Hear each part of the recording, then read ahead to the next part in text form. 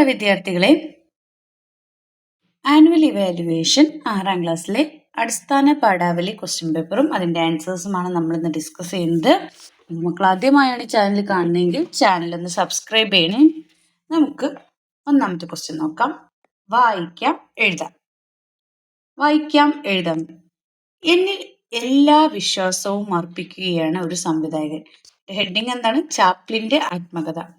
എന്നിൽ എല്ലാ വിശ്വാസവും അർപ്പിക്കുകയാണ് ഒരു സംവിധായകൻ. എൻ്റെ കഴിവുകൾ പ്രകടിപ്പിക്കുവാൻ ലഭിച്ച അവസരമാണിത്. ഞാൻ കുറേ നേരം ചിന്തിച്ചു. എന്ത് വേഷം ധരിക്കണം, ഏതു കഥാപാത്രമാവണം. ഒടുവിലൊരാശയം തോന്നി. മേക്കപ്പ് മുറിയിൽ ചെന്ന് വളരെ അയഞ്ഞ ഒരു പാൻസ് തിരഞ്ഞെടുത്തു. വലിയ ഷൂസ്, തലയിൽ വട്ടത്തൊപ്പി, കയ്യിലൊരു ചൂരൽ. മതി. പ്രഥമ ദർശനത്തിൽ തന്നെ പ്രേക്ഷകരിൽ ചിരി ഉയർത്താൻ പറ്റിയ വേഷം. മേക്കപ്പ് മാനോട് പറഞ്ഞ് പ്രായക്കൂടുതൽ തോന്നിക്കാൻ മുഖത്ത് ഏതാനും മിനുക്കുപണികൾ. ചെറിയൊരു മീശയും ഫിറ്റ് ചെയ്തപ്പോൾ ഞാൻ ആളാകെ മാറിപ്പോയതുപോലെ.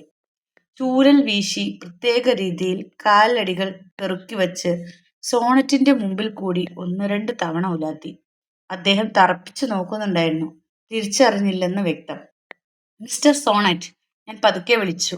ഓ മിസ്റ്റർ ചാപ്ലിൻ, എനിക്ക് മനസ്സിലായി. വേഷം ഉഗ്രനായിട്ടുണ്ട്. അദ്ദേഹം കുറേ നേരം പൊട്ടിച്ചിരിച്ചു. അതെനിക്കുള്ള അംഗീകാരമായിരുന്നു. ചാർലി ചാപ്ലിൻ, എല്ലാവർക്കും അറിയായിരിക്കും അല്ലേ ചാർലി ചാപ്ലിനെ? ചാപ്ലിന്റെ ആത്മകഥയിൽ നിന്നുള്ള ഒരു ഭാഗമാണ് കാണിച്ചിരിക്കുന്നത്. ഇനി നമുക്ക് ക്വസ്റ്റ്യൻസിലേക്ക് പോകാം. കഥാപാത്രമാവാൻ ചാപ്ലിൻ കയ്യിൽ കരുതിയത് എന്താണ്? ഷൂസ്, ചൂരൽ, വട്ടത്തൊപ്പി, ചെരുപ്പ്. എന്താണ് കഥാപാത്രമാവാൻ വേണ്ടിയിട്ട് ചെയ്തത്? അദ്ദേഹം ചൂരൽ അല്ലേ? ഓപ്ഷൻ എ ചൂരലാണ്. ബി, ചാർലി ചാപ്ലിനിൽ എല്ലാ വിശ്വാസവും അർപ്പിച്ചത് ആരാണ്? സി, ഓപ്ഷൻ സി ആണ് സംവിധായകൻ. ആരാണ്? സംവിധായകൻ. ഇനി സി, എന്തിനെ കുറിച്ചാണ് ചാപ്ലിൻ കുറെ നേരം ചിന്തിച്ചത്? എന്ത് വേഷം ധരിക്കണം. എന്തിനെ കുറിച്ചാണ്? എന്ത് വേഷം ധരിക്കണം എന്നതിനെ കുറിച്ചാണ് കുറെ നേരം ചിന്തിച്ചത്. ഡി, ആളാകെ മാറിയതുപോലെ തോന്നി. ഇതിന് ചാപ്ലിൻ ചെയ്തത് എന്തൊക്കെയാണ്? ചെറിയൊരു മീശ ഫിറ്റ് ചെയ്തു, ചൂരൽ വീശി പ്രത്യേക രീതിയിൽ നടന്നു, മുഖത്തേതാനും മിനുക്കുപണികൾ നടത്തി. 3 ശരിയാണ് അല്ലേ? അപ്പൊ 1, 2, 3 ശരിയാണ്. ഓപ്ഷൻ സി ആണ് ഉത്തരം. അടുത്തത് ഇ, എന്തൊക്കെ ഒരുക്കങ്ങളാണ് ചാപ്ലിൻ സ്വന്തമായി നടത്തിയത്? വളരെ അയഞ്ഞ പാൻസ്, വലിയ ഷൂസ്, തലയിൽ വട്ടത്തൊപ്പി, കയ്യിൽ ഒരു ചൂരൽ, ചെറിയ മീശയും മിനുക്കുപണികളും. അദ്ദേഹം സ്വന്തമായി നടത്തിയത് എന്താണ്? മിനുക്കുപണികളും മീശയും ഒക്കെ മേക്കപ്പ് മാനാണ് ചെയ്തത് അല്ലേ? ബാക്കി 1, 2 വളരെ അയഞ്ഞ പാൻസ്, വലിയ ഷൂസ്, തലയിൽ വട്ടത്തൊപ്പി, കയ്യിൽ ഒരു ചൂരൽ. ഓപ്ഷൻ സി ആണ് ഉത്തരം. ഇനി രണ്ടാമത്തെ ക്വസ്റ്റ്യൻ, കുറിപ്പ് തയ്യാറാക്കാനാണ് പറഞ്ഞിരിക്കുന്നത്. കഥാപുസ്തകങ്ങളിലും പാഠപുസ്തകങ്ങളിലുമായി ഒത്തിരി നല്ല കഥകൾ നിങ്ങൾ വായിച്ചിരിക്കും. അത്തരത്തിൽ നിങ്ങൾക്ക് ഇഷ്ടപ്പെട്ട ഒരു കഥയുടെ വായനാനുഭവം കുറിപ്പായി എഴുതുക. നിങ്ങൾ ഇതുവരെ വായിച്ചിട്ടുള്ള ഏതെങ്കിലും ഒരു കഥയെക്കുറിച്ച്, ആ കഥ എഴുതിയതാരാണ്, കഥയുടെ പേരെന്താണ്, അതിലെ കഥാപാത്രങ്ങൾ ആരൊക്കെയാണ്, ആ കഥയിലെ എന്താണ് ആ കഥയുടെ ഉള്ളടക്കം, ആ കഥയിൽ എന്തൊക്കെയാണ് പറയുന്നത്, ആ കഥയിൽ നിങ്ങൾക്ക് ഇഷ്ടപ്പെട്ട ഭാഗം ഏതൊക്കെയാണ്, ആ കഥ വായിച്ചപ്പോൾ നിങ്ങൾക്ക് എന്താണ് തോന്നിയത്, ഇത്തരം കാര്യങ്ങളൊക്കെ ഒരു കുറിപ്പായി എഴുതുകയാണ് വേണ്ടത്. രണ്ടാമത് B question, the fish and I എന്ന ദൃശ്യരേഖയുമായി ബന്ധമില്ലാത്തത്. ഉടമസ്ഥൻ ചെല്ലുപാത്രം സൂക്ഷിച്ചിരുന്നത് അടുക്കളയിലാണ്. അത് ശരിയാണ് അല്ലേ? ചായ എടുക്കാൻ പോയപ്പോഴാണ് അദ്ദേഹത്തിന്റെ കയ്യിൽ നിന്ന് പൊട്ടിയെന്ന് നമ്മൾ പഠിച്ചിട്ടുണ്ട്. ഇനി ബി, ചില്ലുപാത്രം പൊട്ടിയെന്ന് ഉടമസ്ഥൻ മനസ്സിലാക്കിയത് ശബ്ദത്തിലൂടെയാണ്. സി, വെള്ളം വാർന്നു പോകുന്ന ദ്വാരം ഉടമസ്ഥൻ പാത്രം ഉപയോഗിച്ച് അടയ്ക്കുന്നു. ഡി, വെള്ളം കോരി ഒഴിച്ചിട്ടും മത്സ്യത്തെ കണ്ടെത്താനാവാതെ ഉടമസ്ഥൻ നിരാശനാവുന്നു. വെള്ളം കോരി ഒഴിച്ചിട്ടും മത്സ്യത്തെ കണ്ടെത്താനാവാതെ ഉടമസ്ഥൻ നിരാശനാവുന്നു. ഇതില് ദ ഫിഷ് ആൻഡ് ഐ എന്ന ദൃശ്യരേഖയുമായി ബന്ധമില്ലാത്തത് ഏതാണ്? അതായത് ഏതായിരിക്കും? ഓപ്ഷൻ സി ആണ്. വെള്ളം വാർന്നു പോകുന്ന ദ്വാരം ഉടമസ്ഥൻ പാത്രം ഉപയോഗിച്ചാണ് അടയ്ക്കുന്നതെന്ന് പറയുന്നത്. പാത്രം ഉപയോഗിച്ചല്ല അടയ്ക്കുന്നത്, അദ്ദേഹത്തിന്റെ വസ്ത്രം മൂരി അത് വച്ചിട്ടാണ് അടയ്ക്കുന്നത് അല്ലേ? അപ്പൊ ഓപ്ഷൻ സി ആണ് ഉത്തരമായിട്ട് എഴുതേണ്ടത്. ഇനി രണ്ടാമത്തെ ക്വസ്റ്റ്യൻ, സി ക്വസ്റ്റ്യൻ, തല്ലിച്ചതച്ച സർപ്പത്തെ പോലെ നമ്പർ കട്ടയിൽ കിടക്കുന്നു. തല്ലിച്ചതച്ച സർപ്പം എന്നതിന്റെ ആശയം പ്രതിഫലിക്കുന്ന പ്രസ്താവനകൾ ഏതെല്ലാമാണ്? അയാൾ അത്രമേൽ അവശനാണ്. തൽക്കാലം മർദ്ദനമേറ്റെങ്കിലും വാർദ്ധക്യ വീര്യത്തോടെ തിരിച്ചു വരും. തല്ല് കിട്ടിയതെല്ലാം അയാൾ പുഞ്ചിരിയോടെയാണ് നേരിട്ടത്. അയാൾ നിരാശയോടെ കരഞ്ഞു. ഇതിലേതാണ്? അയാൾ അത്രമേൽ അവശനാണ്. ഒന്നാമത് ശരിയാണ്. രണ്ടാമത്, തൽക്കാലം മർദ്ദനമേറ്റെങ്കിലും വർദ്ധിത വീര്യത്തോടെ തിരിച്ചു വരും. തല്ലിച്ചതച്ച സർപ്പം എന്നാണ് അവർ പറഞ്ഞത് അല്ലേ. തൽക്കാലം അദ്ദേഹം മർദ്ദനമേറ്റെങ്കിലും എന്താണ്, നല്ല ഉഷാറോടുകൂടി തിരിച്ചു വരും. അപ്പൊ 1ഉം 2ഉമാണ് ശരി. ഓപ്ഷൻ എ ആണ് ഉത്തരം. മൂന്നാമത്തെ ക്വസ്റ്റ്യൻ, യാത്രാനുഭവം. മഞ്ഞിന്റെ കട്ടിപ്പുതപ്പ് പുതച്ചു കിടക്കുകയാണ് കാശ്മീർ. ഈ സമയം ഇക്കാലമാണ് അവർ അനുപമസുന്ദരമായ കമ്പളങ്ങളും ചിത്രത്തുന്നലുകളുമുള്ള ഉത്തിരീയങ്ങളും നാനാതരം കരകൗശല വസ്തുക്കളും ഉണ്ടാക്കുന്നത്. അബുവിന്റെ ഭാരതദർശനം എന്നതിലെ ഭാഗമാണിത്. നിങ്ങൾ നടത്തിയ ഒരു യാത്രയുടെ അനുഭവം കുറിപ്പായി എഴുതുക. അതുപോലെ എന്താണ്, ഇതുപോലെ അബുവിന്റെ ഭാരതദർശനം എന്നതിൽ അബു വിവരിച്ച പോലെ, കാശ്മീരിനെ വിവരിച്ച പോലെ നിങ്ങൾ സന്ദർശിച്ച ഒരു സ്ഥലത്തെക്കുറിച്ച് നിങ്ങളൊരു യാത്രാനുഭവം തയ്യാറാക്കി എഴുതാനാണ് പറഞ്ഞിട്ടുള്ളത്. അല്ലെങ്കിൽ അനുഭവക്കുറിപ്പ് എഴുതാനാണ് പറഞ്ഞിട്ടുള്ളത്. ഓപ്ഷനാണ്. ഒന്നെങ്കിൽ യാത്രാനുഭവം എഴുതുക, അപ്പോൾ നിങ്ങൾ സന്ദർശിച്ച ഒരു സ്ഥലത്തെക്കുറിച്ച്, അവിടുത്തെ ഭംഗികളും അവിടുത്തെ ജനങ്ങളുടെ ജീവിതവും അവിടുത്തെ ഭക്ഷണക്രമങ്ങളും അല്ലെങ്കിൽ അവിടെ കണ്ട കാഴ്ചകളൊക്കെ വർണ്ണിച്ച് ഒരു യാത്രാനുഭവം എഴുതാനാണ് പറയുന്നത്. ഇല്ലെങ്കിൽ അനുഭവക്കുറിപ്പാണ് എഴുതാൻ പറഞ്ഞിരിക്കുന്നത്. എന്തിനെക്കുറിച്ചുള്ള അനുഭവക്കുറിപ്പാണെന്ന് നോക്കാം. പുറത്ത് കോരിച്ചൊരിയുന്ന മഴ, ഇടയ്ക്കയുടെ ലഹരിയിൽ അഷ്ടപതിയിൽ ആറാടി സ്വാതി തിരുനാൾ പദത്തിലരിഞ്ഞ് ആ കലാകാരൻ സ്വയം ഇല്ലാതാകുന്നത് ഒരു വല്ലാത്ത കാഴ്ചയായിരുന്നു. ഞെരളത്താവട്ടെ അത് അറിഞ്ഞതേയില്ല. ഇഷ്ടപ്പെട്ട കലകൾ ആസ്വദിച്ച് അനുഭവം ഓരോരുത്തർക്കും ഉണ്ടാകുമല്ലോ, അത്തരമൊരു അനുഭവം കുറിപ്പാക്കുക. അപ്പോൾ നിങ്ങൾക്ക് ഇഷ്ടപ്പെട്ട ഏതെങ്കിലും ഒരു കല, അതായത് നിങ്ങൾ കണ്ടിട്ടുള്ള ഏതെങ്കിലും ഒരു കലാരൂപത്തെക്കുറിച്ചോ അല്ലെങ്കിൽ നിങ്ങൾ ആസ്വദിച്ച ഏതെങ്കിലും കലകളെക്കുറിച്ചോ, അത് കണ്ടപ്പോൾ അതിൽ നിങ്ങൾ ആകർഷയായി നിങ്ങൾ ഇരുന്നു പോയതും പിന്നെ അത് നിങ്ങൾക്ക് എത്രത്തോളം ഇഷ്ടമായി എന്നുള്ളതും അതിൻ്റെ പ്രത്യേകതകളൊക്കെ പറഞ്ഞ് അതിനെക്കുറിച്ച് ഒരു അനുഭവക്കുറിപ്പ് തയ്യാറാക്കാനാണ് പറഞ്ഞിട്ടുള്ളത്. അടുത്തത് പ്രതികരണക്കുറിപ്പ് തയ്യാറാക്കാനാണ്. അച്ഛൻ്റെ സമ്മാനമാം പെന്നുമായി നിൽക്കും നേരത്ത് അപ്പുവിനുണ്ടായി തീർന്നിതാ സ്വസ്ഥ്യം പലമേട്ടിൽ. ഇതിനി കളഞ്ഞാലോ തല്ലുകൊള്ളുമെന്നേട്ടൻ. ഇത് നാലായിട്ടുണ്ടാം നാളേക്കെന്നുടനമ്മ ഉടമസ്ഥത.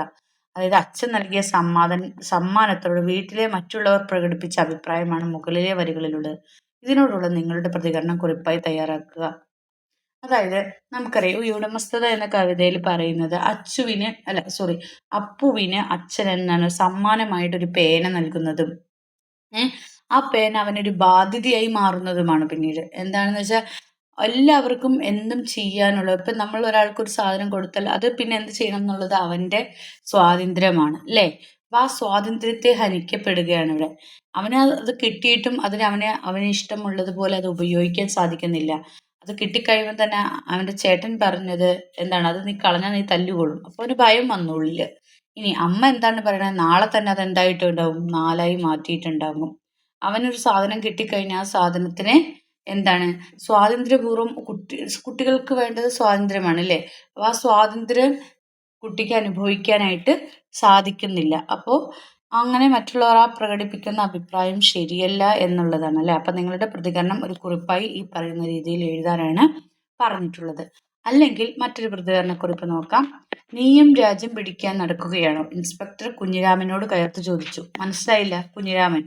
മനസ്സിലാക്കാൻ എനിക്കറിയാം ഇൻസ്പെക്ടർ. ഞാൻ അയാൾക്ക് വെള്ളം കുടിക്കാൻ കൊടുത്തു. അതൊരു സ്കൗട്ടിന്റെ ചുമതലയാണ്. ആ രക്തം മാഞ്ഞു പോയില്ല.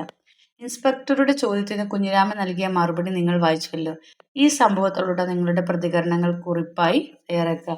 നമുക്കറിയാം ഇല്ലേ, നമ്പ്യാരനെ എന്താണ് കടയിൽ നിന്ന് പിടിച്ചു കൊണ്ടുപോയി പാടത്തിട്ട് എന്ത് ചെയ്യുന്നു, നന്നായി തല്ലിച്ചതയ്ക്കുന്നു. എല്ലാവരും വെറുതെ നോക്കി നിൽക്കുകയാണ് അല്ലേ.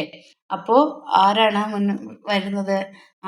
നമ്മളുടെ കുഞ്ഞിരാമൻ മുന്നോട്ടേക്ക് വന്ന് ബ്രിട്ടീഷുകാരോടുള്ള എതിർപ്പാണ് ആ കുട്ടി, അതൊരു വിദ്യാർത്ഥി ആയിരിക്കും, അദ്ദേഹത്തിനോട് അത് വരാനുണ്ടായ സാഹചര്യം. അപ്പോൾ കുട്ടി വന്ന് അദ്ദേഹത്തിന് വെള്ളം കൊടുത്ത് അദ്ദേഹത്തെ താങ്ങി, മുഖത്ത് വെള്ളം തെളിച്ച് ബോധം തെളിച്ച് വെള്ളം കൊടുത്ത് താങ്ങിയിരുത്തുന്നു. നമ്മൾ ആ കഥ പഠിച്ചതാണ് അല്ലേ. അപ്പോൾ ഈ ഇൻസ്പെക്ടറുടെ ചോദ്യത്തിന് കുഞ്ഞിരാമൻ നൽകിയ മറുപടികൾ അല്ലേ.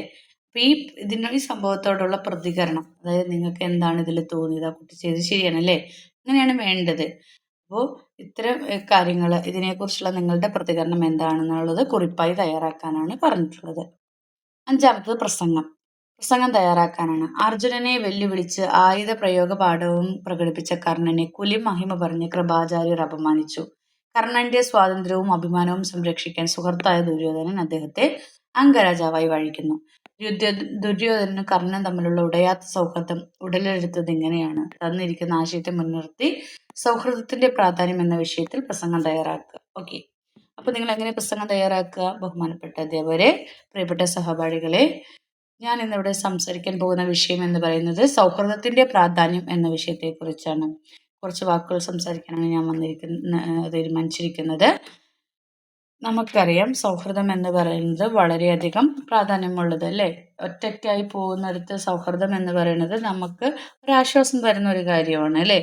ഒരുപാട് സൗഹൃദങ്ങൾ, നല്ല സൗഹൃദങ്ങളുണ്ടാവും, ചീത്ത സൗഹൃദങ്ങളുണ്ടാവും. നമ്മളെ ചേർത്ത് പിടിക്കുന്നത് സൗഹൃദങ്ങളാണ് നമുക്ക് വേണ്ടത് അല്ലേ. ഒറ്റപ്പെടാതെ നമ്മളെ നന്മയിലേക്ക് മുന്നോട്ടേക്ക് നയിക്കുന്ന സൗഹൃദങ്ങളാണ് നമുക്ക് വേണ്ടത്. നമ്മൾ അപമാനിക്കപ്പെടുന്നിടത്ത് നമ്മളെ താങ്ങായി നിർത്തുന്നവനാണ് യഥാർത്ഥ സുഹൃത്ത് എന്ന് പറയുന്നത് അല്ലേ.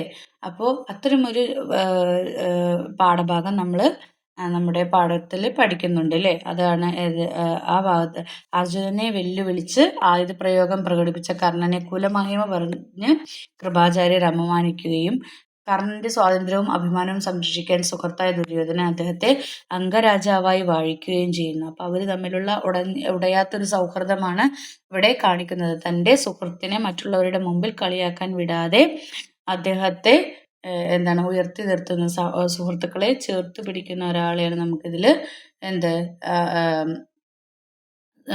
നമുക്ക് ദുര്യോധനനെ കാണാൻ കഴിയുന്നത്. അദ്ദേഹം അപ്പോൾ ഒരു സുഹൃത്ത് എന്ന നിലയിൽ വളരെ നല്ലൊരു ആളാണ് എന്നൊക്കെ പറഞ്ഞു. അപ്പോൾ നമ്മൾ നല്ല സൗഹൃദങ്ങളെ കണ്ടെത്താൻ ശ്രമിക്കുക. എൻ്റെ വാക്കുകൾ കേട്ട എല്ലാവർക്കും നന്ദി, നമസ്കാരം എന്ന് പറഞ്ഞിട്ട് ചെറിയ പ്രസംഗം തയ്യാറാക്കാനാണ് പറഞ്ഞിട്ടുള്ളത്. അടുത്തത് തലക്കെട്ട് വിശകലനം. കുട്ടികൾ വെറും കാഴ്ചക്കാരല്ല.